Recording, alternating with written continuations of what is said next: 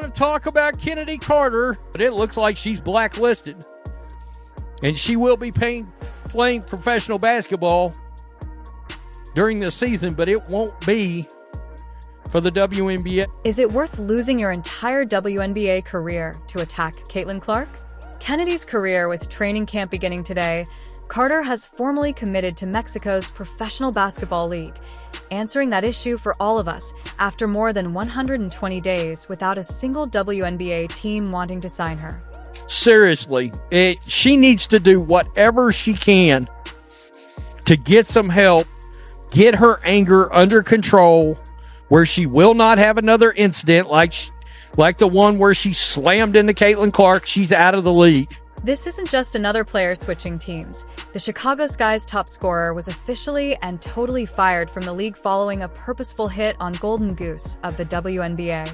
The Sky allowed their star player to leave without even attempting to get anything in return, and no one wanted to come get her. Despite the solid fourth season from Carter, an incident with Indiana Fever guard Caitlin Clark stood out to many.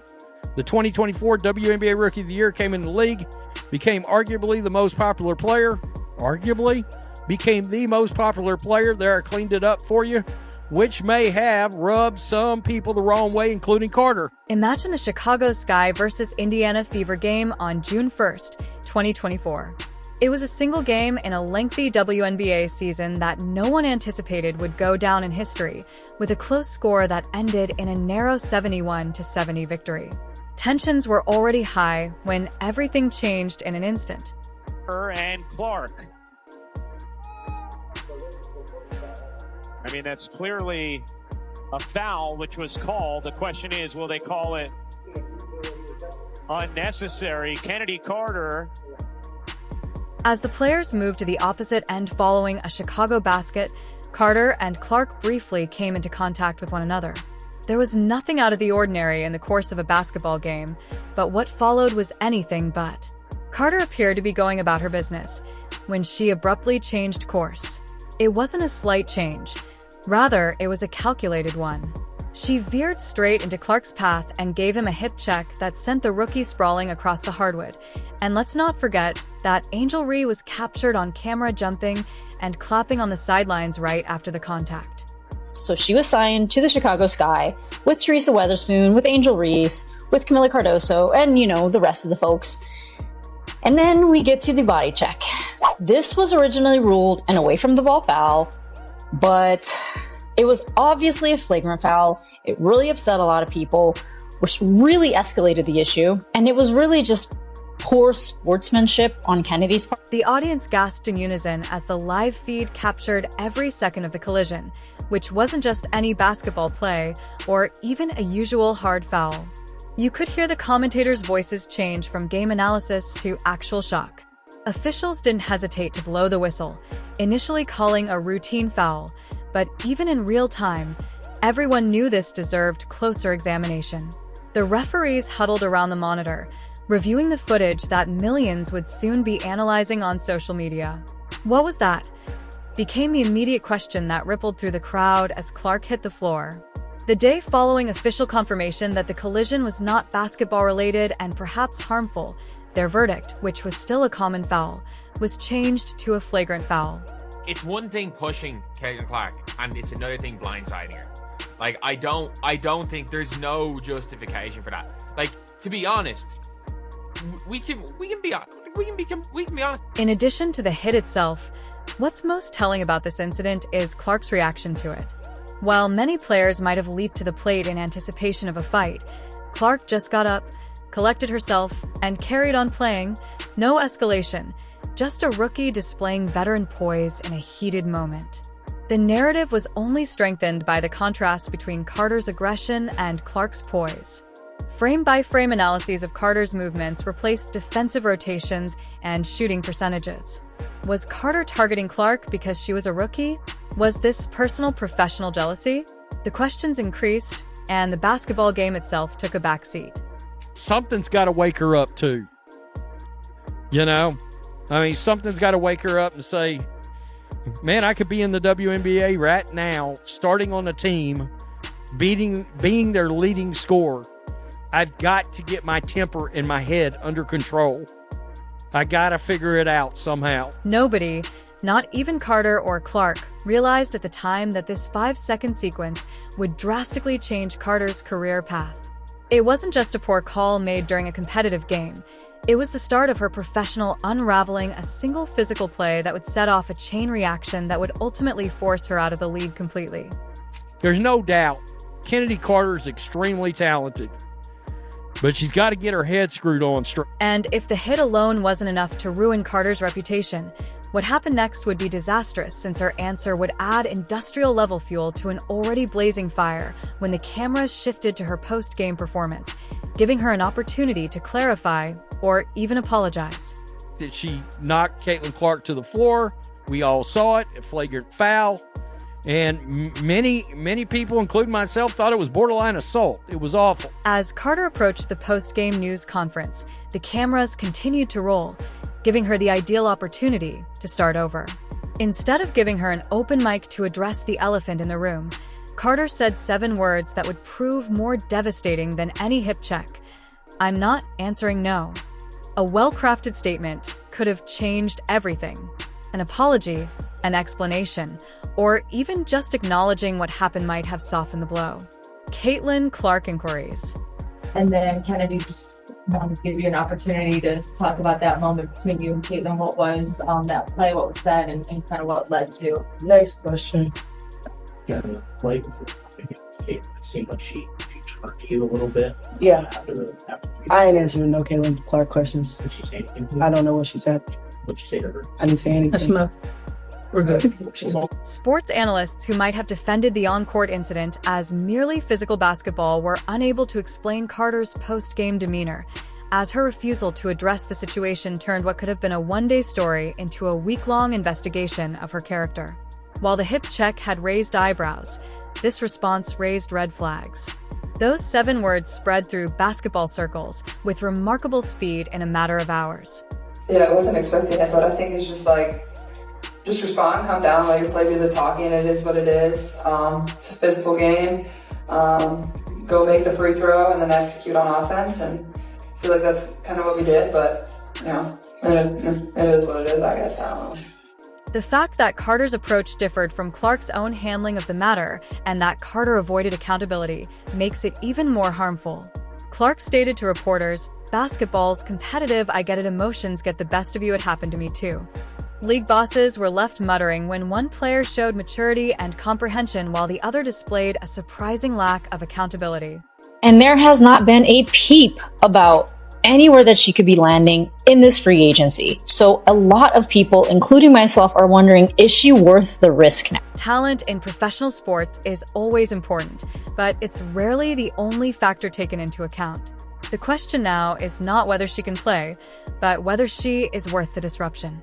This perception issue swiftly expanded beyond just irate fans on social media to team executives and league officials, the very people who make hiring decisions. Coaches and teammates reportedly reacted negatively to Carter's remarks, which caused internal chemistry problems in the Chicago Sky locker room. I mean, she can score. She can score with the lights out. I mean, she can. She's pure offense, a pure shooting guard, scoring guard, an instant offense. But if you're a team, do you really want her on the team? I wouldn't. The harm extended beyond public opinion. It also caused genuine friction within her own team, and the tension in the locker room after her remarks made matters worse. The Chicago Sky ultimately decided to let her go in free agency without a contract offer, because it is nearly impossible for basketball to remain a team sport when one player refuses to acknowledge behavior that reflects poorly on the entire organization. No other team chose to pick her up, and one general manager was even quoted anonymously as saying, "We won't touch her even with a 10-foot pole." Can you break down that situation that happened? Yeah. So, in basketball a little bit, there's things called talking, what you like to call smack or whatever everybody likes to call it. Yeah. Plays before things are said, that's a part of basketball. For almost a year, Carter didn't discuss the incident in public until last week, when she seemed compelled to do so in an interview with controversial podcaster Neon. According to Carter's Revisionist history, the collision that sent Clark flying across the court and earned him an immediate flagrant foul call was hardly more than a friendly tap. I think a play before, maybe I was elbowed. Okay, that happens. Think the next play down, maybe something was said. And then maybe there was like a little clip of somebody like yelling in my face. And then we go down the court. Then I hit like a little bucket. You feel me? Come down, hit like a little nice little mid-range pull up. And then I just like, just give her like a little like, I'm here. Like, I don't think it was, what's crazy? Me and my brother went back and watched, and we seen a lot of clips in the NBA of guys getting like pushing LeBron. Like, I think it was Jeff Teague or somebody who like pushed LeBron out of bounds, like said, man, I was mad because like we couldn't stop him. Even though most viewers can clearly see Carter changing direction to make contact after watching the replay hundreds of times, it's being compared to an accidental brush in a crowded elevator. This late attempt at damage control begs the question, why break your silence now? Months after it could have helped with an explanation nobody believes.